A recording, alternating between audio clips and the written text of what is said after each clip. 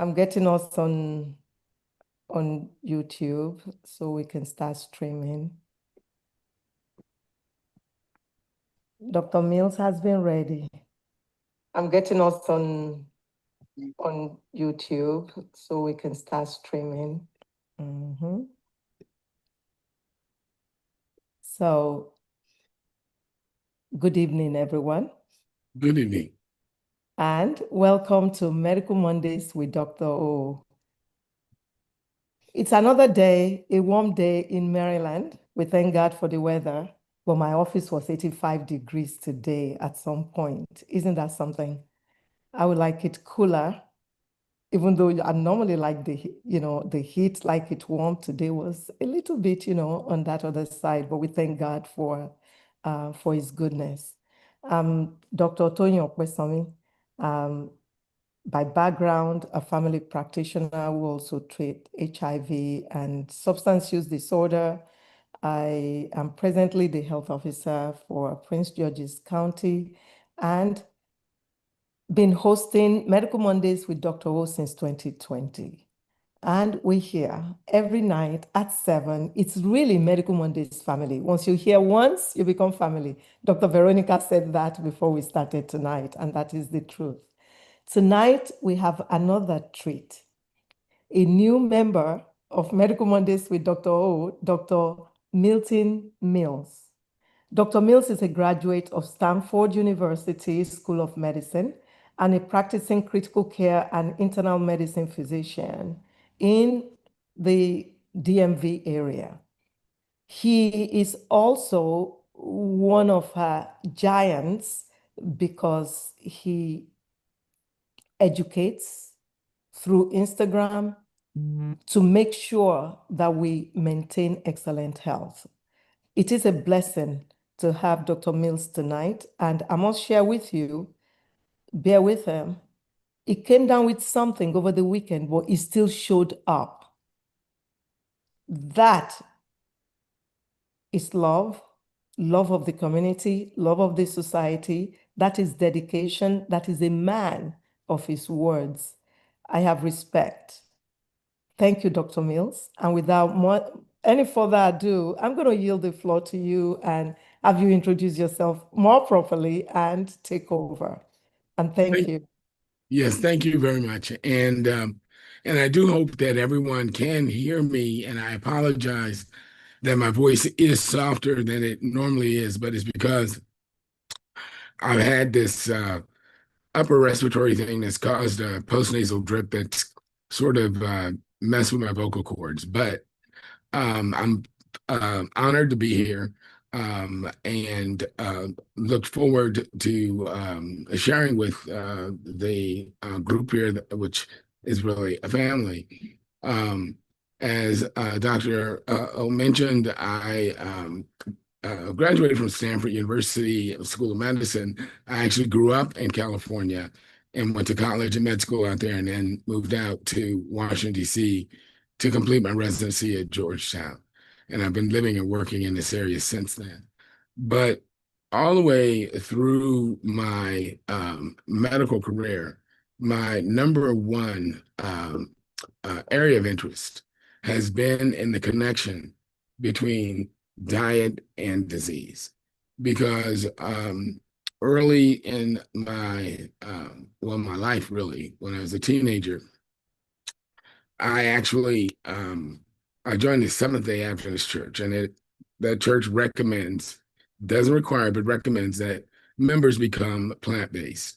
And I held off completely changing my diet for over a year and a half because I didn't think I could live without animal food, but without meat, that is. And until I was having some difficulty with some personal issues, and I was talking to God about it one day and asking why I couldn't get past this. And God said to me very clearly, He said, if you want closer relationship with me, you need a clear mind. And for that, you need a better diet. You have to stop eating meat. So that came as a complete shock to me. All right, not so much a shock, but just I kind of said, well, how am I going to do this? But God had laid before me a very stark choice. So I said, Lord, if you want me to stop, you have to take away the desire to eat it. And he did. And I stopped. Now, what was important about that is that very quickly, within 3 days, I noticed the change in my health. I had more energy. My mind was clearer. I needed less sleep. I was 16 at the time, and my acne disappeared. I stopped getting a lot of seasonal infections. And it became very, very clear that, yes, this is the diet God designed us to eat, just as he said in the book of Genesis. And so I made up my mind. I wanted to help people understand that we did not have to slowly fall apart as we age. We didn't have to live in fear that our hearts would attack us, that, we would end up developing some form of cancer. Um, and ultimately, that's why I chose to go to medical school, was so that I would have both the credentials and the really in-depth understanding of human health and disease, so that I could really help people understand the connection between what we eat and our health. And so that is really what I spend my life doing, and working as a doctor is the way I sort of support that educational endeavor. And when Dr. O asked me to be a part of this program tonight, she asked me what topic I would like to cover. And the topic I chose was that we need to decolonize our mindset and our diet so that we can have better health. Now, what do I mean by that? Let me take a drink of water.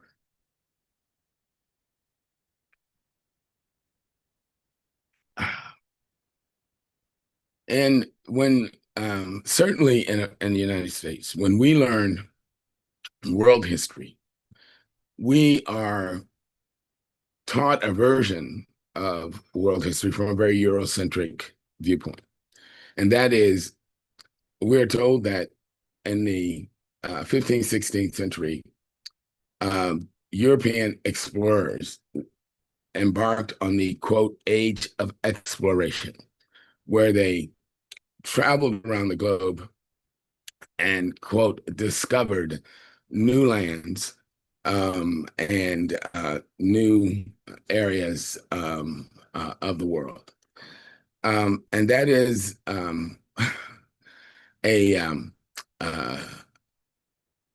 I guess you could say, a politically correct way of putting it. I think that what it really was, in fact, was the age of exploitation, that it was the time period where European countries and cultures decided to venture around the world and try to find new areas, places, and people that they could exploit for their own benefit, that they could take the resources from to enrich themselves, and without really a regard for the way it impacted the indigenous people living in these areas, or even the environment. And as a result, we've seen widespread environmental degradation in various parts of the world. We've seen various species being driven to extinction. But the reason I focus on this is not to vilify Europeans, but to point out that the way that we have been, certainly in the United States, and I think that unfortunately this is starting to cross back across the ocean and infest, for lack of a better word, many African countries and certainly Asian countries. We've been taught to eat food that is not healthy for us, that is not adapted to our physiology, but we are taught to just eat without regard to the long-term consequences of the food that we are consuming. That we're trained to look at food as a hedonistic experience, one that is primarily concerned with pleasure and pleasure seeking, and to treat our bodies as some sort of an amusement park that, um, we just eat this food until we start to fall apart. Then we turn to the medical profession and ask for help trying to recover health that we have essentially thrown away. And I see this profligate treatment of ourselves and this reckless way that we approach our dietary habits as part and parcel of this colonizing spirit that essentially came out of Europe during the age of exploitation. They not only exploited environments, but the attitude was that we are to exploit ourselves until we can no longer do it. And the problem is that the effects are that it shortens our lifespan. It causes us to live a large portion of our lives ailing from preventable illnesses. And we end up teaching dysfunctional dietary habits to our children so that we essentially hand down these unhelpful practices, and it becomes sort of a family, I don't want to say tradition, but certainly um, um, uh, meme, for lack of a better expression. And it doesn't have to be that way, because if we were to um, get back to the diet that God designed us to eat, which is a plant-based diet, a whole food plant-based diet, one that has respect for the environment, respect for our own bodies and each other, we wouldn't be suffering from many of the diseases that we end up coming down with. And so I want people to really start to look at what is the most helpful diet for us. And certainly when it comes to people of African descent, what are the traditional foods that were consumed in West African cultures? Because we know from research that, first of all, dairy was never part of West African culture, and that the natural traditional West African diet was a whole food diet, largely built around whole plants, legumes, grains, green leafy vegetables, with not a lot of oil and fried foods. And if it included animal foods, it was to a limited degree. And study after study has shown that when people revert to that more plant-based, whole food, healthy diet, that many of the diseases that afflict certainly African Americans, such as diabetes, heart disease, stroke, high blood pressure, those diseases and cancers, those diseases start to revert and disappear. And so I want us to rethink the way we look at our food, and realize that this idea that a meal is supposed to essentially be a funeral centered around the corpse of a dead animal, where we try to make the majority of what we eat dead flesh with a little bit of vegetables, if any, on the side, that is a very European way of eating, because that's the way the kings and nobility and Europe used to eat. And in fact, there was a poor people could be put to death for killing animals like deer and so forth, which were considered to be the property of the nobility. They were forced, both because of a lack of money, but also because of these laws, to eat a largely plant-based diet. Um, and the consumption of large amounts of animal foods is a truly, relatively very recent phenomenon, even in the United States. And again, we've seen not only the rise of chronic diseases like cardiovascular diseases, cancers, autoimmune diseases, metabolic diseases like diabetes, obesity, and so forth. But we also see a concomitant rise in mental health disorders, depression, anxiety, social violence, and uh, this sort of interpersonal um, lack of awareness of who one is as an individual, because you no longer have a place in society. And so um, I my message is we have to get rid of this colonizer mindset, get back to a more traditional way of eating, that is much better for us, that will preserve our health, improve our mental functioning, and we'll be much better off for it.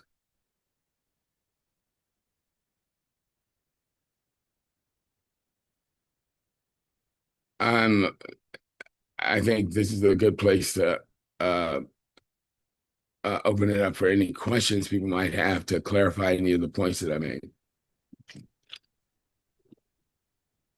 Yeah, if you have any questions, you can raise your hand or you can put the questions in the chat box.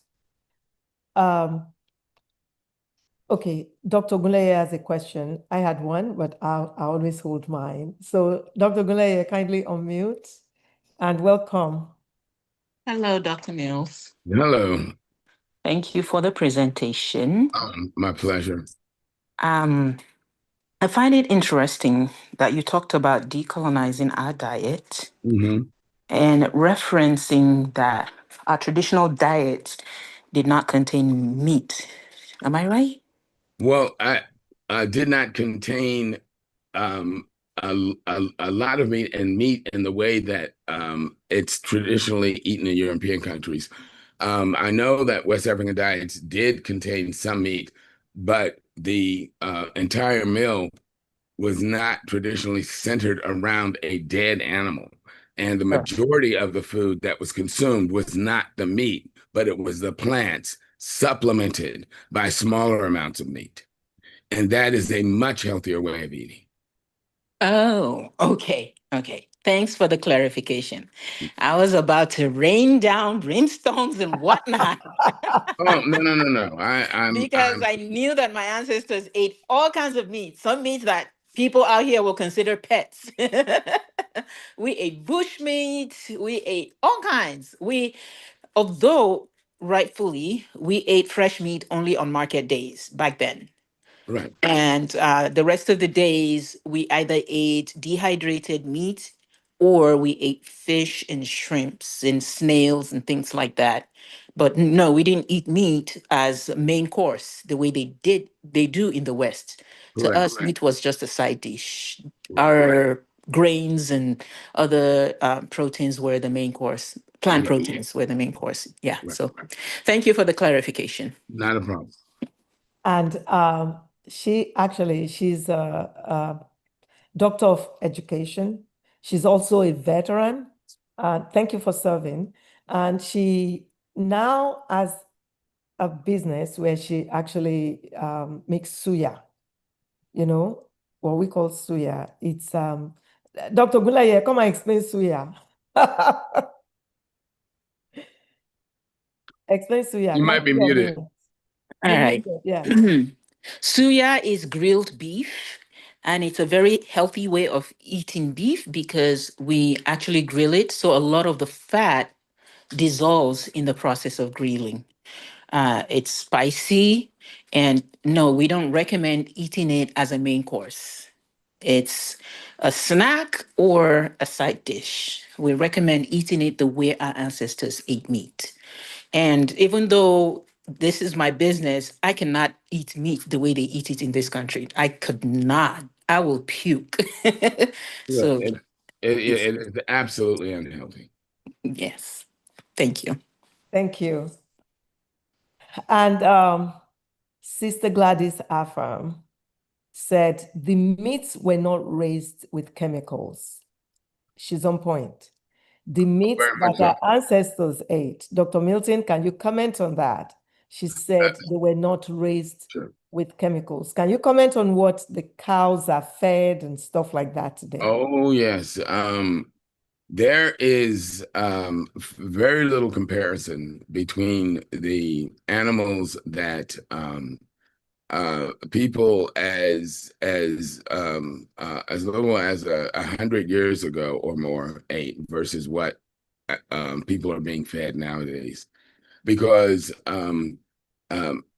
the ancestors she was alluding to, and even prior to the Industrial Revolution, animals were raised on actual plant fodder and allowed to graze and eat more of their natural diet. Nowadays, because of the process of industrialization and the desire to raise these animals as cheaply as possible with the lowest amounts of monetary inputs, because that, of course, maximizes the profit that people get from them.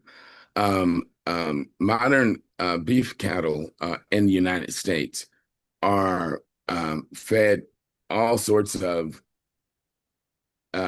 things that many of us would not consider a food. They are fed. When you were at, I think the meeting that we had at the restaurant, I talked about something called broiler litter. And I want everybody who listening to this program, when you when we finish here tonight, please Google broiler litter, and then Google the use of broiler litter in cattle raising. Because what broiler litter is, it's a mixture of chicken manure, bedding from these chicken farms, and feathers and other things that is taken by beef farmers and fed to cows. And many people are horrified, as I was, to find out that farmers or ranchers are actually allowed to feed cattle chicken manure. But what you have to understand is that birds have very short digestive tracts. So they only extract a portion of the nutrients and energy that's in the plant material that they're fed.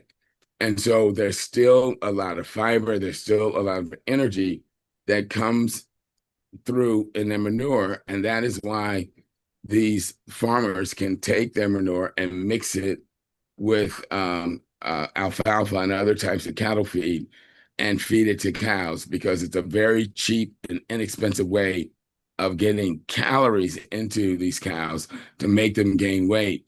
It's utterly disgusting, but they're allowed to do it. And the only stipulation is they have to stop feeding the chicken manure to the cows 2 weeks before the cows are slated to go to slaughter. If you remember, years ago, there was the breakout of mad cow disease, and it was determined that the most proximal cause for that was feeding rendered cow parts to cows, and the government finally passed a law saying you cannot feed um, basically rendered cow parts. And what that means is they take all of the leftover parts of a cow after slaughter and just basically boil it down and turn it into a kind of kibble, sort of like dog kibble, and feed it back to cows. Well, they can't do that with cows anymore, but they can still feed rendered other rendered animals to cows, and they do.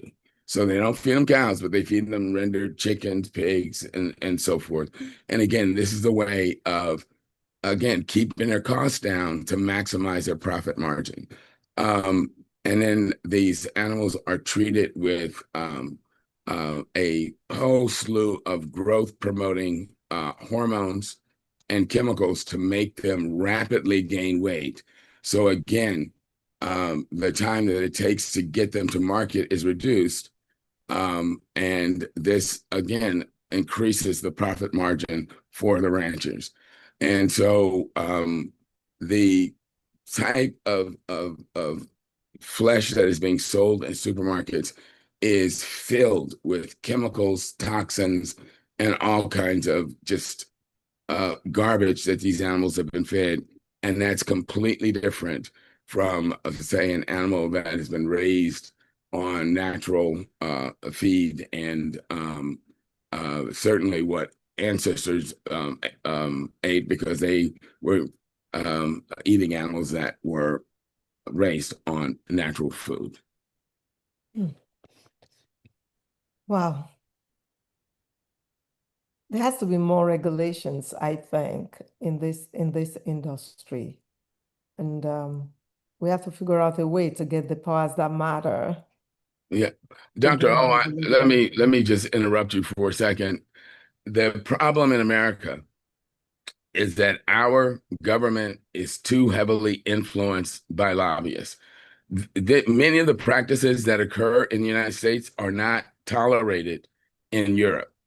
And that is why many, if not most, European countries will not accept United States beef for sale. Yes. Because of the way that we are allowed to raise animals here. And so I mean, it would be wonderful if we could change the regulation, but the problem is that the cattle industry spends billions and billions of dollars every year lobbying lawmakers to pass laws to allow them to do this kind of thing. And it's horrifying, but they do, and they pass this on to consumers, and people have no idea what they're being fed. And that's for cattle raised in this country. A lot of the beef that that is sold in the United States comes from countries like China and South America, where their standards may be even more lax than ours. Wow. Wow. Dr. Gule, you have your hand raised. Yes. Dr. Mills, now that you mention it, I remember sometime in, I think it was before COVID, much earlier before COVID, I was buying this fish from a store. And all of a sudden, I discovered that the fish was getting bigger and bigger. It grew humongous. And the more I paid attention, the more the fish smelled like chicken poop. I kept telling myself, what are they feeding this fish that it's smelling like chicken poop? I had to use a lot of lemon and all kinds to get the smell to go away before I cook it. And I know it's chicken poop because I raised chicken for eggs, right? And yeah, I'm so Americanized now that I can't even slaughter my own chicken. I decided I don't want to. I don't want to raise chickens anymore because now I can't plant anything in my backyard. But I can't slaughter them, so I'm waiting for their natural life to expire before I stopped buying more chicks.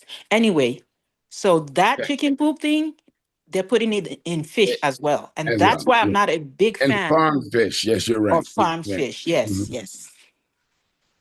Wow. So farm raised fishes like tilapia, salmon, farm raised salmon, any other fish I don't know all of the different varieties because I haven't eaten it, but I know a lot of shrimp is raised on in these farms, and shrimp are scavengers, so they will actually they normally eat like poop and detritus, and so yes, they just dump all kinds of rotting carcasses and stuff in for these fish and the shrimp and because their goal is just to get them to market as cheaply as possible. And many of these, the other thing that is not talked about is the fact that a lot of these animals are filled with environmental toxins, which is why it's recommended that pregnant women do not eat fish more than, I think, once or twice a month because of the potential harm to the fetus. But I submit to you that if it's not safe for a pregnant woman, it's probably not safe for us either. At least I wouldn't want to eat it. And the bottom line is that I want people to step back and ask, do we really need to eat animals? And the answer is no, because God did design us as strict plant eaters. And there's no question that the research shows that populations around the world that adhere to mostly or entirely plant-based diet have longer lifespans, less dementia, less chronic disease, and have more robust immune systems and are more resistant to epidemics and pandemics. And so I know that, we've gotten used to eating a certain way because we've been taught and raised to eat that way. But I try to remind everyone that none of us ask for fried chicken, fried fish, chops, or any of these things in the delivery room because we're all born without preferences. Everything we think we like, someone taught us to like. And now that we know that there are healthier ways to eat, we can unlearn those habits and learn healthier ones. And it's better for us.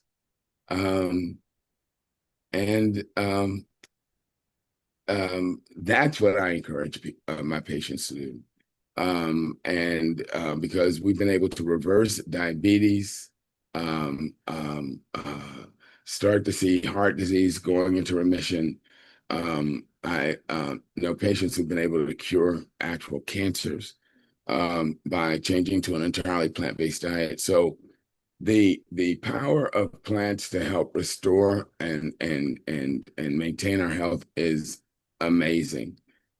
We just have to develop a different taste profile and different habits. And, it's like an old boyfriend or girlfriend that you got rid of because the relationship became toxic and then you found somebody else. You don't miss what you had before because you have something better. Same thing with our diet. We can adopt a diet that is healthier for us, better for our health, better for our overall lives, better for our children. And we won't miss what we used to eat because we have something better. Thank you. Sister Gladys actually affirms what you said before, that meat, dairies, and some other consumables eaten in the US are not allowed in Europe. She says Absolutely. capitalism and money mongers, period. Yeah. So talking about dairy, I just started saying at a point in my career, patients who come in with lactose intolerance.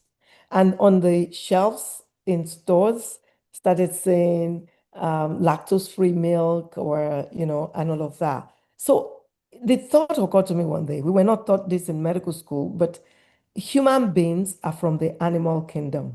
Correct. And all animals, after delivery, breastfeed their babies, all animals. All mammals, yes. All mammals, including humans. Yes. When it's time for them to wean their That's babies it. off, That's it. The babies start eating whatever they eat, except human beings. We are the only mammals in the animal kingdom that continues to drink milk, but we don't drink milk and these cheeses in our species. Right, from We another drink species. across species. Cow milk, goat milk, the cheeses are made from Right. cows and all of that. And I wondered, I'm like, oh my gosh. So it makes sense that these intolerances occur and become medical issues. Right. And so I started recommending to my patients when they present to try almond milk that is from nuts, and you can make yours yourself even at home, oat milk, and stuff like that. I think that is a food for thought that we need to think about. It's not only a food for thought, Dr. O, it's imperative that we do this because, as it turns out, um, dairy proteins are some of the most pro-inflammatory, cancer-promoting animal proteins that we can eat. I just a friend of mine in California that I grew up with just had a heart attack about 3 weeks ago, and it caught us everybody off guard. And I spoke to a cardiologist that I know, Dr. Columbus Batiste, who you guys can find him online, but he practices in Southern California. And he told me that what this friend who had the heart attack was still using dairy products. And Dr. Batiste said that the latest research on lipids, cholesterol, dietary fat, shows that for people who are lactose intolerant, the dairy, fat, and proteins are especially inflammatory and damaging to our blood vessels and more likely to form blockages in us than they are other people because our system is so much less well adapted to consuming it. And so we really should not be consuming dairy products at all. That's really the most unnatural thing that we eat because no other mammal consumes dairy beyond weaning, as you just said, and they certainly don't consume the milk products from a different species because God, Mother Nature, whoever you want to assign the authority to, designed milks to be very species specific. And when you look at milks from different species, the composition is completely different because it's designed for that particular animal. And so when we start using the milk from another species, we're harming ourselves. I tell people, you can take human milk, you can churn it all day long, and you'll never get butter out of it. You'll never get cream out of it because the fat that is human in human milk is unsaturated fat, unlike the saturated fat that is in cow's milk. And it's less fat. There's less protein. The proteins are much less growth promoting, and so they don't promote cancer growth. Well, human milk doesn't promote cancer growth at all when it's consumed properly, but cow's milk does, and so we're harming ourselves by continuing to eat again what is absolutely a post-colonization style of eating. Europeans taught us to eat this way, and it's to our detriment, and we have to give these things up. As you said, there are plenty of plant milks now that are available. There are non-dairy cheeses, and there's non-dairy ice cream that you can't tell the difference between that and regular ice cream. So we don't have to harm our health to have these things that if we decide that we want to include them in our diet, please switch to a non-dairy version of milk, cheese, ice cream, and so forth, because it is much better for us. You're right on point. Something just occurred to me also. When somebody has elevated blood pressure or been diagnosed with high blood pressure, we cancel them on and diet and exercise. And Yeah. what is the cancel? I mean, decrease salt intake in your food because, that would increase your blood pressure. Right. And I would explain further that if you cooking your food, go easy on it. But if food has been cooked, don't add additional salt. You see some people that will just add salt before they even taste the food. That's a no-no. We also say increase fruits and vegetables, right? And Right. increase exercise. But stay away from dairy products, cheeses, the milk, stay away from it. That's the education counseling that we give Yes. to people who have elevated blood pressures or have hypertension, high blood pressure. So it I just occurred to me as you were talking that dairy product is part of what you should stay away from Dairy to is control your toxic blood for pressure. people of African descent. I mean, it is not healthy for Europeans either, but it is absolutely toxic for us. And it promotes and creates disease. In our children, it causes anemia. It can cause intestinal distress, all sorts of health problems that kids can get. It's responsible for a lot of eczema that people suffer from. It certainly drives acne and asthma. Asthma is a huge one, and a lot of my patients look at me quizzically when I explain to them that dairy exacerbates asthma and sinusitis, and so I asked them. I said, when your mom was carrying you in the womb, you weren't breathing, right? No, of course not. The mother is breathing for the child, the baby that she's carrying. So the baby's lungs are not functioning. But as soon as that baby is born and starts to breathe, his or her lungs have to start functioning, correct? How do our lungs protect themselves from dirt and pathogens in the environment? With mucus. They line themselves with mucus to trap dirt, bacteria, and all these unwanted things, and then we end up coughing it out or swallowing it and destroyed by our acid. So one of the primary things mother's milk has to do is stimulate mucus production in the infant. So that is why when someone who already has a functioning respiratory system starts drinking cow's milk, it starts stimulating an overproduction of mucus, and that's why it worsens asthma. That's why people start getting their sinuses clogged up. That is why it worsens respiratory symptoms. Thank you so much for that education. Dr. Alu says, is Greek yogurt healthy? Um, no, because it's still made from dairy. Soy yogurt is a better choice. You can find yogurt made from soy, and they also now have yogurt made from oat milk. I've not tried the oat yogurt, but I have tried soy yogurt, and in my opinion, it tastes no different from standard dairy-based yogurts, but it's much healthier for us. I've not seen that. Oat yogurt. Yeah, it's Interesting. newer. It's newer, but if I know you can find it online, and some of the larger health food stores like Whole Foods or Mom's will carry it. Interesting. So Dr. Guleye said mucus production is why our ancestors ate or drank bitters.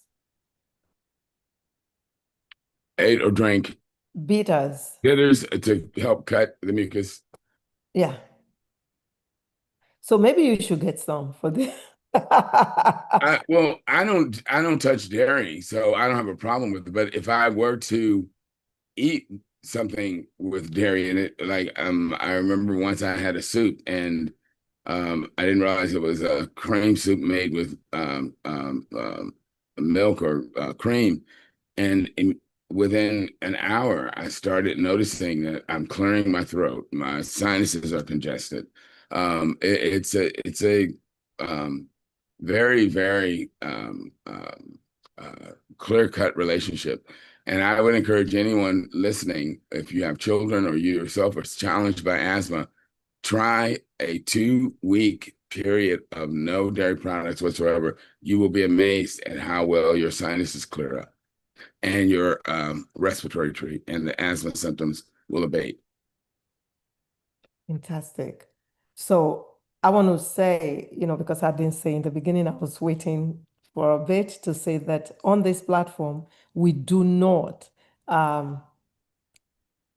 establish physician-patient relationship. Sure. We're here to give information that are congent, correct, and to prevent disease entities or to intervene even when they occur. That's what the platform is about. So, any more questions? Oh, Dr. Mills, you have something I else to I want the listeners to know that everything that I've shared with you tonight is backed up by peer-reviewed research.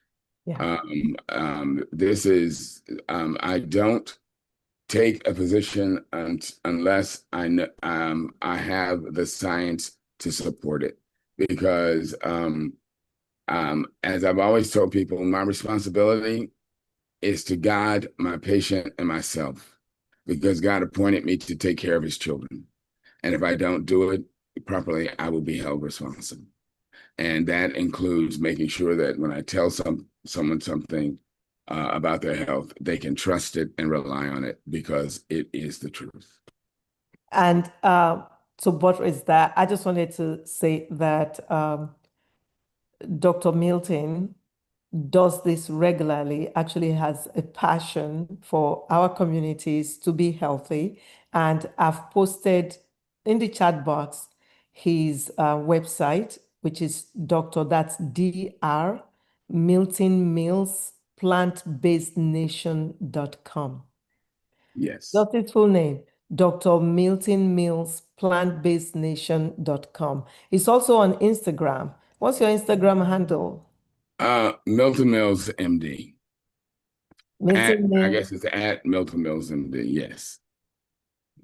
And I'll also be the keynote speaker for the Fairfax County Veg Fest this coming Sunday. If anybody is over in Virginia and wants to come by and check it out. Put that in the chat box for us. Because Yeah, there are some of our people. that's on my Instagram too. Oh, Yes. okay. So your Instagram will be at Milton Mills MD. Yes. MD. At Milton Mills MD. I put that also in the chat box. So check it out, Dr. Milton, to Great. make sure that I'm putting the right things there. So there's still a lot you can get from Dr. Milton. Yes, because obviously one session is not nearly enough time, but No, and it's just enough I time know to you. start. I know you. They don't. You took it easy tonight. Dr. Milton normally does an hour and a half lectures is what he does. But I told him to please, do like 30 minutes so that we can have the interaction. We have your questions and answers and your input in there. Yes, So it kind of, toned things down for us tonight. It's a wealth of knowledge. Dr. Veronica said, thanks, Dr. Mills. it's been my pleasure. And thanks, amazing, Doctor. Thank you, Dr. Veronica. And Dr. Jacqueline said, thank you, Dr. Mills. Excellent presentation. She says she learned quite a bit. Thank you so much. So, Dr. Mills, Yes. what would you leave with us for parting words? Every time I say that, then people raise their hands or they ask more questions. We'll take the questions, but I want you to, tell us what you would want us to take home that you don't want us to forget.